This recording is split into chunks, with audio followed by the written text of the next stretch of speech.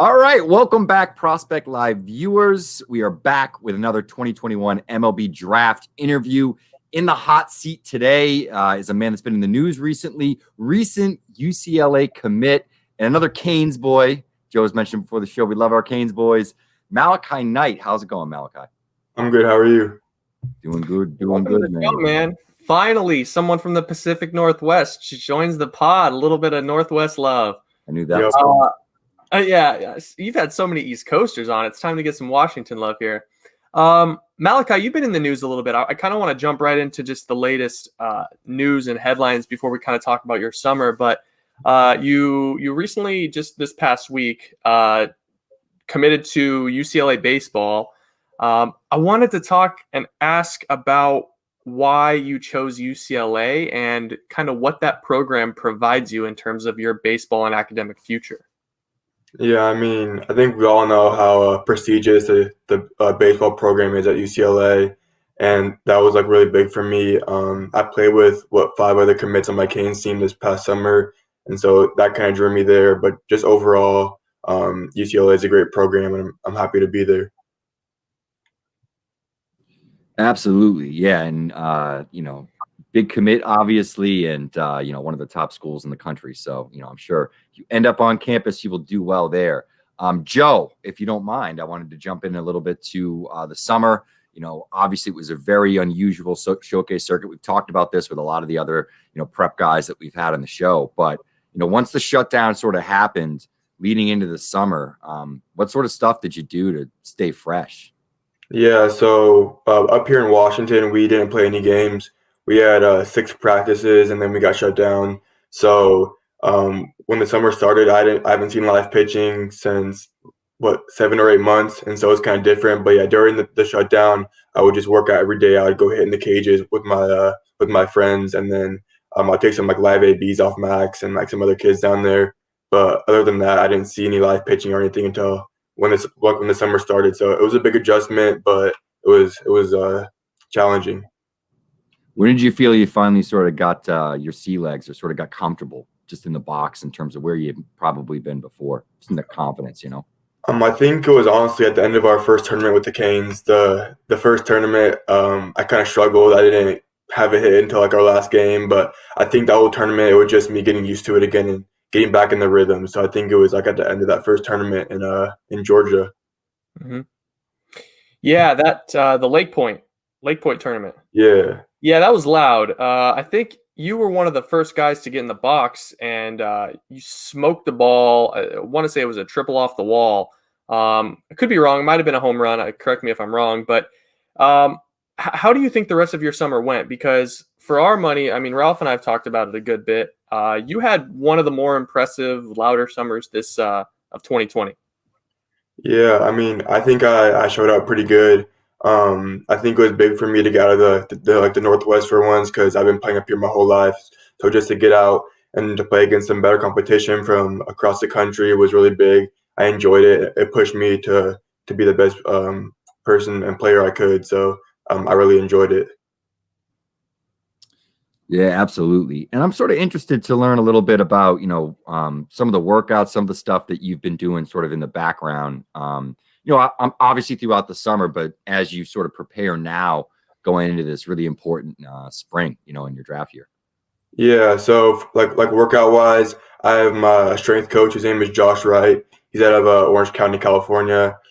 He's also our Canes strength coach, and so I got connected through like my advisor, Corbin Carroll. Also worked out with him, and me and Corbin Carroll have like the same advisor, so he hooked me up with Josh. But yeah, Josh is great. He sends me workouts that I do here. I go to my local gym every day and do workouts there, and then like once a month, I'll fly down there, work out with him. We do over new stuff, new workouts, and yeah, Josh has been great. Helped me get stronger, put some muscle on. Because one of my goals this year was to get stronger, put on some weight. So I've done that. So yeah, Josh has been great.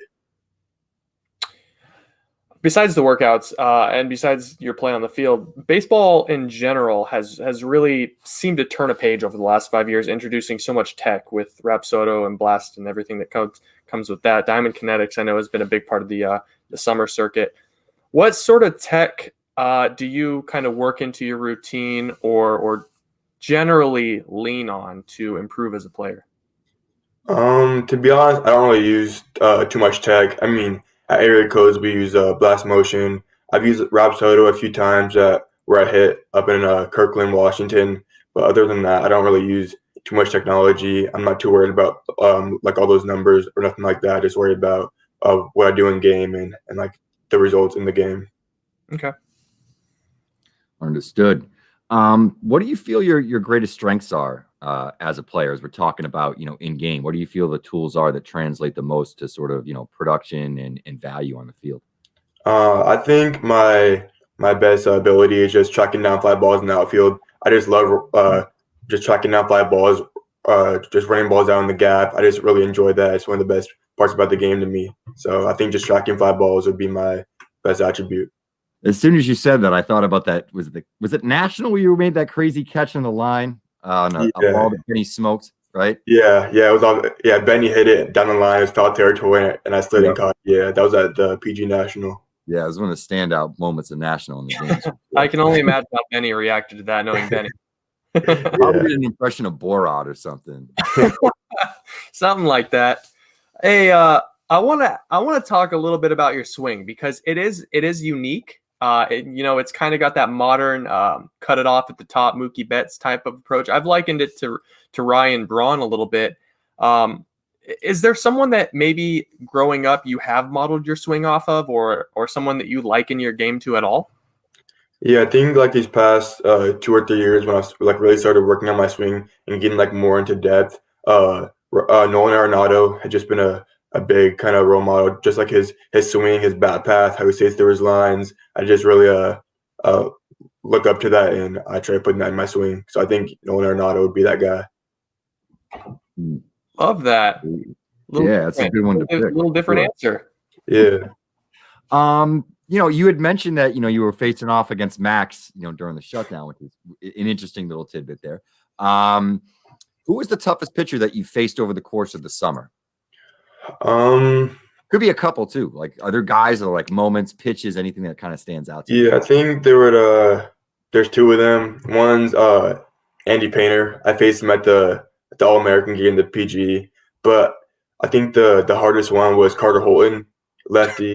Yeah, we've faced him. Our Canes team played Team Elite in the quarterfinals of a tournament because like we got one seed and we let up no runs, and then they lost and got a wild card, and so we had a bad draw and played them first round in playoffs.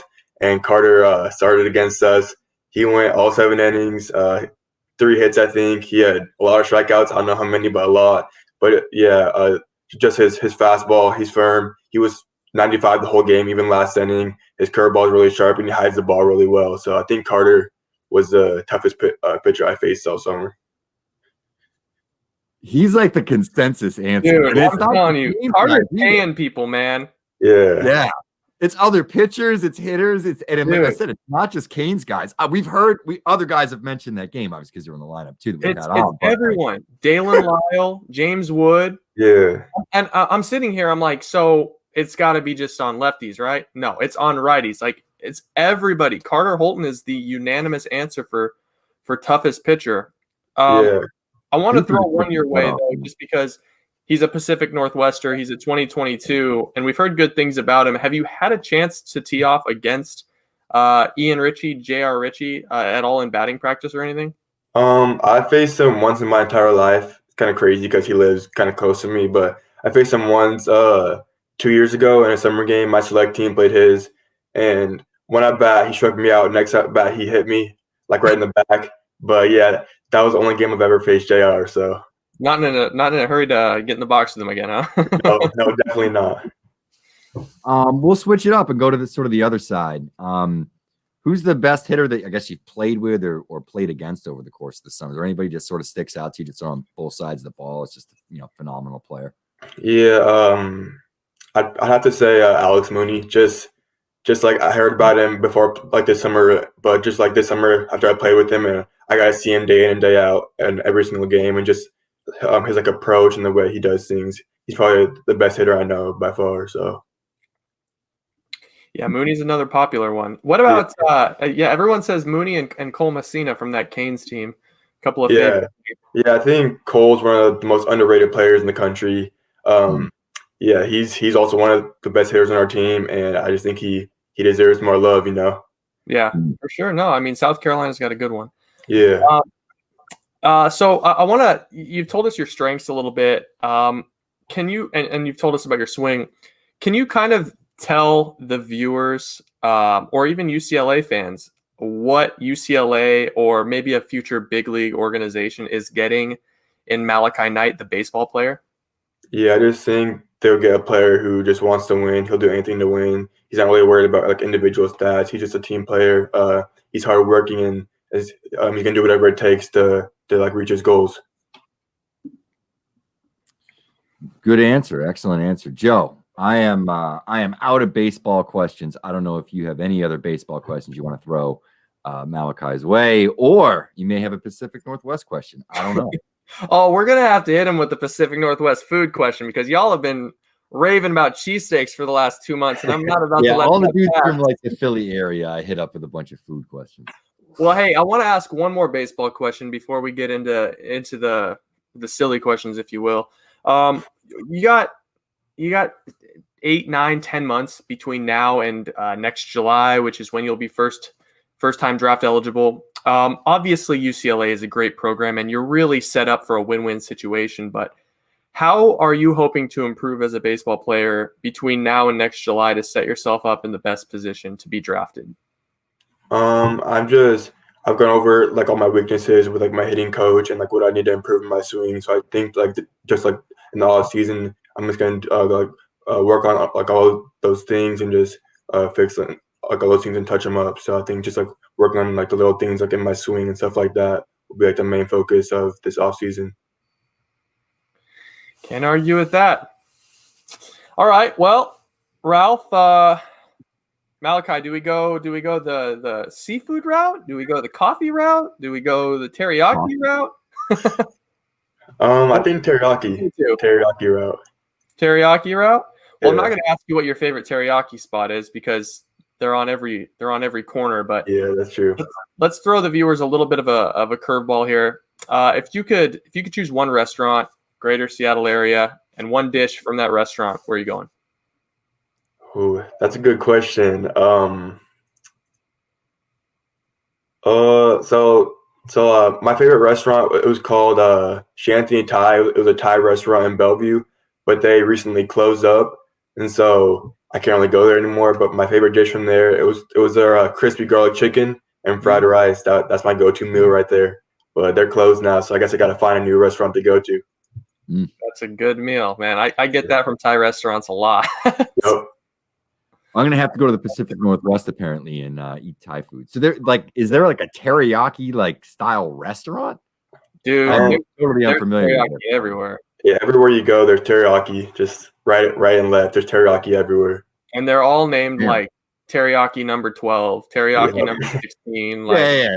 It's like pho places or whatever around here. yeah, exactly. You can't tell someone to go to a specific teriyaki restaurant because it's too hard to find. Yeah, exactly. Sure. That's wild. I didn't know that. So there you go.